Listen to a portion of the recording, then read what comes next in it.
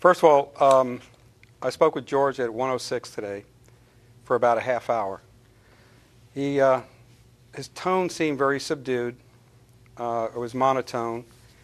He expressed sympathy for the loss of my son again, and he went to share with me the fact that he started this website, www.therealgeorgezimmerman.com, and he wanted everybody in the media to know about that. Also, he wanted to corroborate my story that on February 2nd, one of the 911 calls of the 46 that he made regarded my home, which was a burglary in progress, that he went on to really elaborate what had happened that night on February 2nd. And I wrote down some notes as, I was speaking to him because I, like most 55-year-old men, have a tendency to forget some things. So if you allow me, he went on to share that on the night of February 2nd, as he was walking through the neighborhood, ensuring the safety of all the residents at Twin Lakes, that he observed a young black male looking in the front of my house. He told me that he was walking his 100-pound Rottweiler and that he was carrying his 9mm with him at that time. Well, of course, go ahead.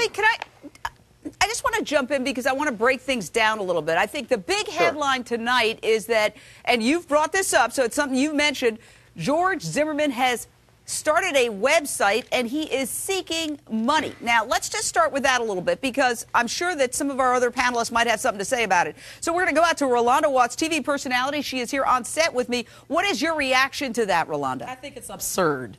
Absolutely absurd. Now, America is a free place. You can do what you want, but I just really think it's absurd. I'm just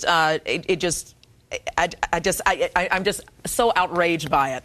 But, I mean, he has the right to do that. Well, let me go to Natalie Jackson, specifically the attorney for Trayvon Martin's family, because he essentially says, and I'm quoting here, I have created a PayPal account solely linked on this website as I would like to provide an avenue to thank my supporters personally, ensure that any funds provided are used only for living expenses and legal defense in lieu of my forced inability to maintain employment. He says that he was involved in a life-altering event that has forced him to leave his home, his school, his employer, and his family, and essentially go into hiding. Your reaction to his solicitation of funds, Natalie Jackson, the attorney for Trayvon Martin's family.